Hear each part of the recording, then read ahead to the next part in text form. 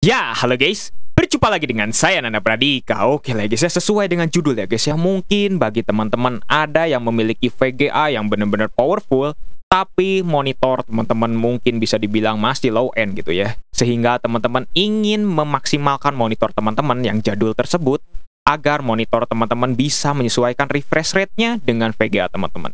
Jadi teman-teman di situ akan melakukan overclocking monitor. Oke, di sini saya akan menjelaskan ya guys ya, apakah worth it mengoverclock monitor ya guys ya. Oke, jawaban yang paling benar-benar singkat adalah sangat tidak dianjurkan dan sangat tidak worth it ya guys ya. Karena mengapa?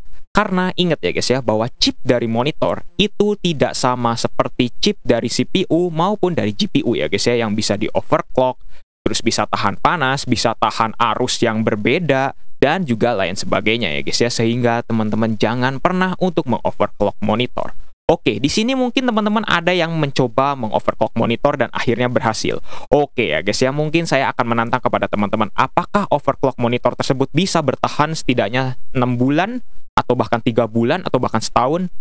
Saya jamin monitor teman-teman bisa saja rusak ya guys ya. Oke, mungkin kalau misalnya teman-teman bilang, oh overclocknya ini cuma kecil ya guys ya. Oke, mungkin aman ya guys ya. Tapi dengan mengoverclock monitor, maka monitor teman-teman tersebut akan cepat rusak.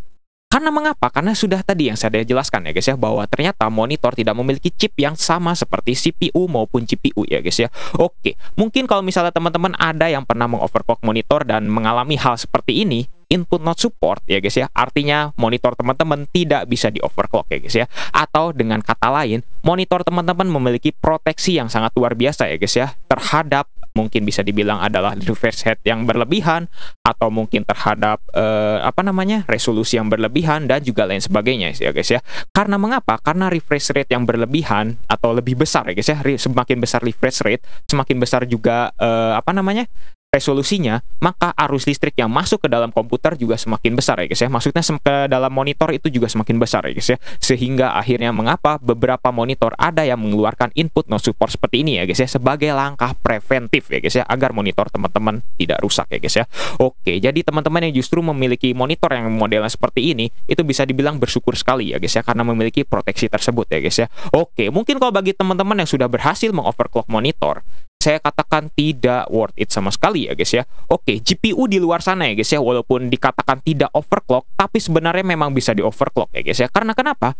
Karena sebenarnya produsen dari VGA itu sengaja memasangkan hertz atau bisa dibilang memasangkan core clock dan juga memory clocknya itu di bawah dari kemampuan maksimal dia ya guys ya. Karena mengapa? Karena GPU zaman sekarang tuh pasti banyak di overclock ya guys ya. Dan itu memang disengaja ya guys ya oleh produsennya ya guys ya. Sehingga kita kalau misalnya ingin mengoverclock GPU atau CPU itu no problem ya guys ya, karena memang dari standar pabrikannya itu sebenarnya dipasang standarnya itu hanya di standar bawahnya ya guys ya, sebenarnya ya guys ya, belum sampai maksimal.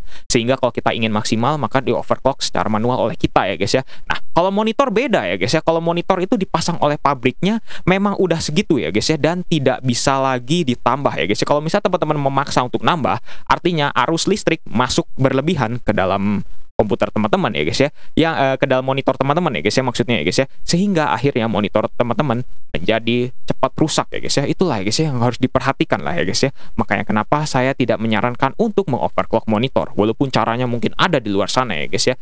Nah, mungkin semoga penjelasannya bisa dimengerti ya guys ya oleh teman-teman ya guys ya, bahwa overclock monitor itu sangat tidak worth it ya guys ya. Oke, di sini saya akan tuliskan ya guys ya, tidak ya guys ya, tidak sama sekali ya guys ya untuk worth it ya guys ya, jangan pernah dilakukan ya guys ya. Oke lah ya guys ya, mungkin cukup sekian ya guys ya untuk pembahasannya ya guys ya. Kalau misalnya teman-teman ada pertanyaan, silahkan bisa tuliskan di kolom komentar ya guys ya. Oke lah ya guys ya, mungkin cukup sekian ya guys ya. Terima kasih yang sudah nonton sampai detik ini. Jangan lupa subscribe dan juga share video ini jika bermanfaat, bantu channel ini juga agar bisa berkembang ya guys ya. Oke lah ya guys ya, saya Nanda Pradika, see you next time.